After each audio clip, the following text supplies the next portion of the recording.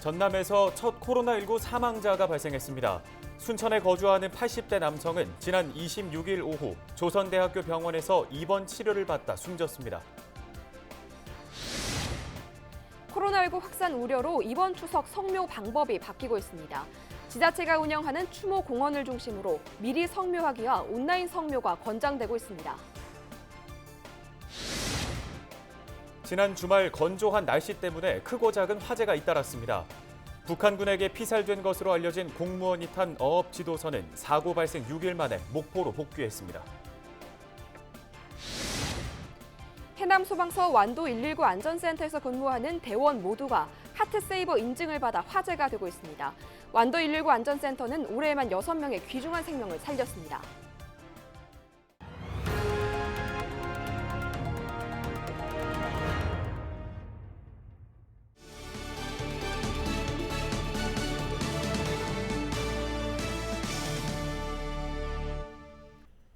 여러분 안녕하십니까? 헬로티비 뉴스 전남 시작합니다. 전남에서 코로나19 확진 판정을 받고 입원 치료 중인 80대 남성이 목숨을 잃었습니다. 전남에서는 첫 사망 사례입니다.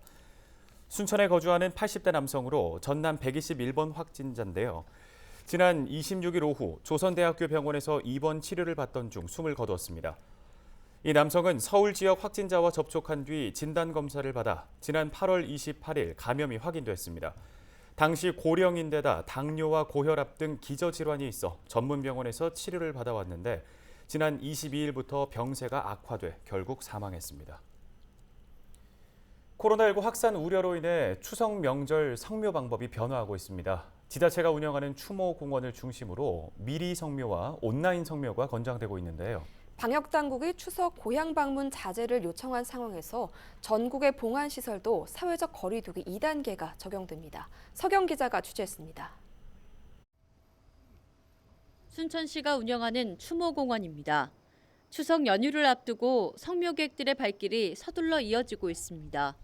명절 연휴 기간 추모공원에 성묘객들이 붐빌 것에 대비해 이른바 미리 성묘객이 2배 이상 늘고 있는 겁니다.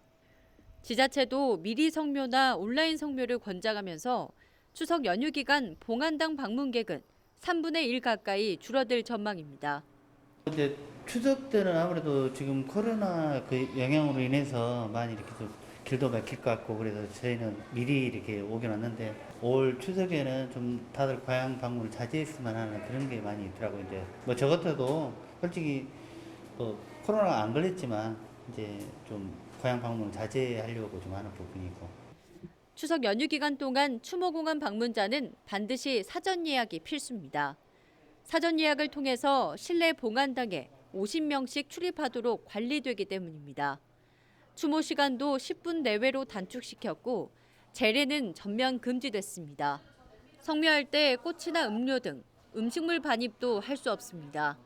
만약 사전 예약을 하지 않은 채로 추모공원에 방문한다면 기존 예약자가 우선적으로 출입되기 때문에 대기 시간은 1시간 이상 길어질 수 있습니다. 사회적 거리 두기 2단계로 봉안당 방문 성묘는 시간당 300명, 순차적 50명 입장으로 성묘 시간이 길게는 1시간 정도 소요될 수 있다는 것을 생각하고 방문하셨으면 합니다. 올해는 코로나19 확산 우려로 인해 명절 고향 방문도 성묘도 쉽지 않은 상황. 그럼에도 불구하고 전국민 대이동에 대한 방역당국의 우려와 고민이 깊어지는 가운데 추석 성묘 방법 또한 변화되고 있습니다. 헬로티비 뉴스 서경입니다.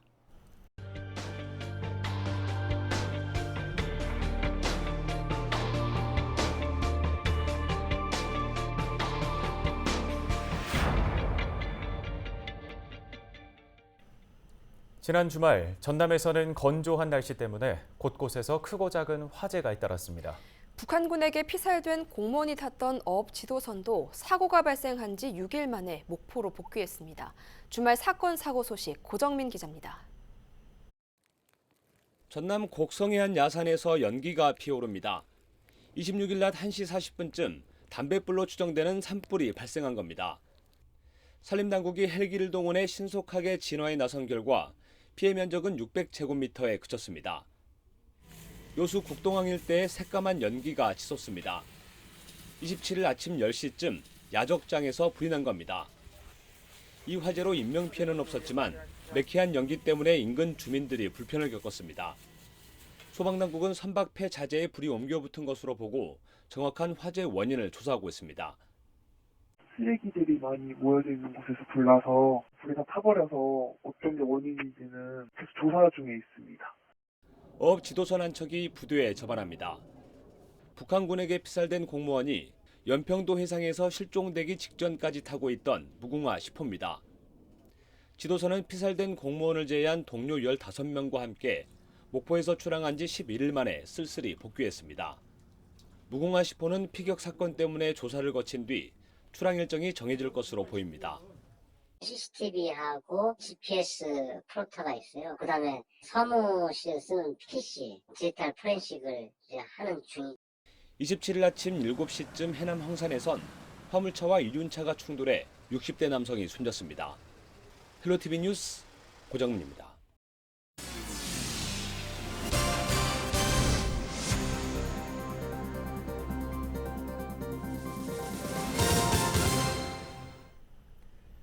심정지 등 긴박한 환자에게 적절한 응급처치를 해 생명을 살린 사람들에게는 하트세이버라는 인증서를 주는데요. 해남소방서 완도 119 안전센터에서 근무하는 대원 모두가 이 하트세이버 인증을 받은 것으로 알려져 화제가 되고 있습니다. 완도 119 안전센터에서 7명의 생명을 살린 소방관이 있어 더욱 관심이 모아지고 있습니다. 소방관으로서 당연한 일을 했다며 겸손함과 친절함을 갖춘 우리 동네 히어로를 박종호 기자가 만나고 왔습니다. 20년 가까이 전남에서 소방관으로 일하고 있는 김승호 소방위. 응급구조사인 그는 지역에서 환자가 발생할 경우 다른 대원들과 함께 생명을 구하는 베테랑 소방관입니다. 최근까지 7명의 심정지 환자를 구조해 하트세이버 인증을 받았고 뇌질환 환자를 살려 브레인세이버 인증까지 보유하고 있습니다. 신고자분이 너무 당황해가지고 저희 119 상황실에서 그 심폐소생술 상담할 여지도 안 줬거든요.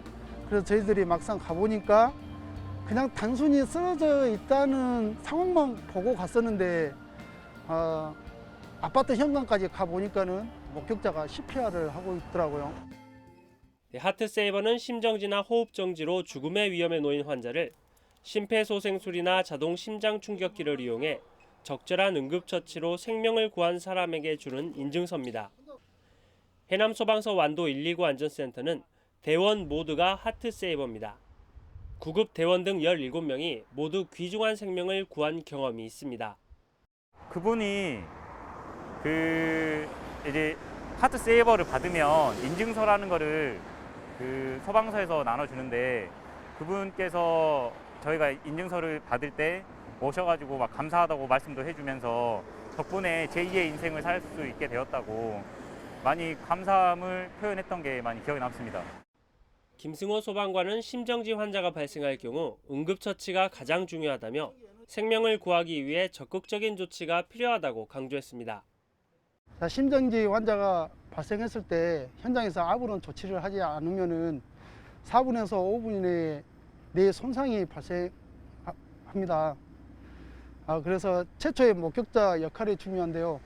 현장에서 심폐소생술을 하게 되면 소생률이 3배 이상 효과가 있다고 알려져 있습니다. 그래서 현장에서 적극적인 심폐소생술이 필요합니다. 올해에만 6명의 응급 환자를 구조해 하트세이버와 브레인세이버 인증을 받은 완도 119 안전센터. 취재 도중 갑작스런 구급 상황이 발생해 뇌출혈 환자를 인근 병원으로 이송하는 등 조금도 긴장감을 늦출 수 없었습니다. 완도 119 안전센터는 또 한 번 소중한 생명을 구했습니다. 헬로티비 뉴스 박종호입니다.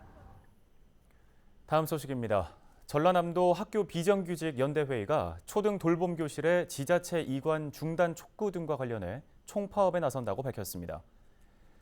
전남 학비연대회의는 기자회견을 통해 초등 돌봄 교실의 지자체 이관 중단과 학교 돌봄의 시간제 폐지, 행정 업무 시간 확보 등을 위해 오는 11월 6일 전국 총파업을 선포했습니다. 이들은 교육공무직과 초등 돌봄교실 법제화를 위한 초중등교육법과 지방교육자치법 개정안에 10만 입법 청원 운동을 진행할 방침이라고 설명했습니다. 최근 국회에서 돌봄교실 운영을 지자체가 맡도록 하는 온종일 돌봄특별법이 발의되면서 학교 비정규직 연대회의는 민간 위탁과 집단 해고, 돌봄 정책 파행 등을 우려하고 있습니다. 오는 2040년이 되면 전남 지역 65세 이상 고령자 비중이 인구 10명 중 4명을 넘어설 것이라는 전망이 나왔습니다. 호남 지방통계청이 발표한 통계로 보는 전남 고령자의 삶을 보면 전남 지역 65세 이상 고령자 비중은 2000년 13.6%에서 2020년 23.1%, 2040년에는 42%로 크게 증가할 것으로 예측했습니다. 시군별로는 지난해 기준 고흥이 40%로 가장 높았고 보성 37.6%, 신안 35.8% 순입니다. 반대로 광양이 12.6%로 가장 낮았고 순천 15.1%, 목포 15.8% 등 시단위 지자체의 고령 비율이 낮았습니다. 가구주가 65세 이상인 고령자 가구는 2000년 전체 가구의 24%에서 현재 34%로 증가했고 2040년에는 54% 가까이 올라갈 전망입니다. 지난해 고령자 경제활동 참가율은 48.6%로 2010년보다 1.4%포인트 늘었습니다. 여수시 생활임금위원회가 내년 생활임금을 시급 9,640원으로 결정했습니다. 여수시의 내년도 생활임금은 올해보다는 190원 늘고 2021년 최저임금 8,720원보다는 920원 더 많은 것으로 확인됐습니다. 이번에 결정된 생활임금은 내년 1월 1일부터 시 소속 출자 출연기관과 시의 사무를 위탁받아 보조금을 지급하는 기관, 단체에 적용됩니다. 전남 지역 일반 도로와 지방도에서 발생하는 졸음운전 교통사고가 끊이지 않고 있습니다. 지난 2014년부터 지난해까지 전국에서 발생한 졸음운전 교통사고는 13,700여 건으로 567명이 숨지고 2만 7천여 명이 부상을 입었습니다. 전남에서는 1,046건이 발생했으며 66명이 사망했고 1,900여 명이 부상을 입었습니다. 사망자 기준 전국에서 4번째로 많은 수치입니다. 도로별로는 지난해 기준 전남 지역 고속도로에서 10건이 발생해 사망자 없이 35명이 부상을 입었습니다. 그러나 일반 국도가 67건에 사망 5명, 부상 132명이며 지방도는 111건 발생해 사망 5명, 187명이 중경상을 입었습니다. 전국에서 방조제가 가장 길고 많은 곳이 신안군으로 나타나 한국기록원의 공식 최고 기록을 획득했습니다. 신안군이 보유한 방조제는 전국 1,600여 개 가운데 33%인 547개로 나타났습니다. 방조제 길이는 276km로 전국 방조제의 23%를 차지하고 있습니다. 신안군은 1900년대 이전부터 식량난 해결을 위해 간척 사업을 지속적으로 벌이면서 방조제를 축조해 염전과 농경지를 만들어 왔습니다. 신안군은 한국기록원 최고기록 인증을 넘어 기네스북 등재도 추진할 계획입니다. 최근 전남 지역을 중심으로 범인이 직접 피해자를 만나 현금을 건네받는 형태의 전화금융 사기가 급증한 것으로 나타났습니다. 전남지방경찰청이 조사한 이른바 대면 편취형 전화금융 사기 현황을 보면 지난 2018년 한 건이 발생했고 피해액은 700만 원 수준에 그쳤습니다. 하지만 지난해부터는 피해액이 6억 6천만 원에 15건이 발생했고 올해 들어 8월까지는 63건으로 급증해 16억 3천만 원의 피해를 입은 것으로 집계됐습니다.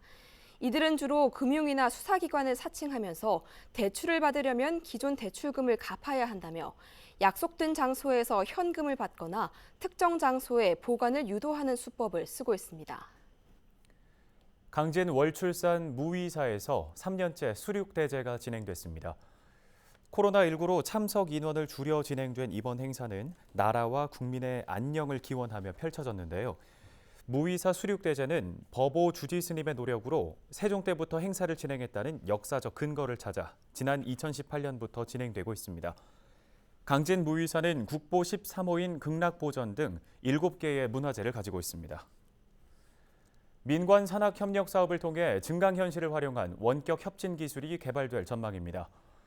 신안군은 오는 2022년까지 20억 원을 투입해 하이와 암태 등 건강증진센터 4곳을 대상으로 응급 환자에게 원격 협진 기술을 제공할 계획이라고 밝혔습니다.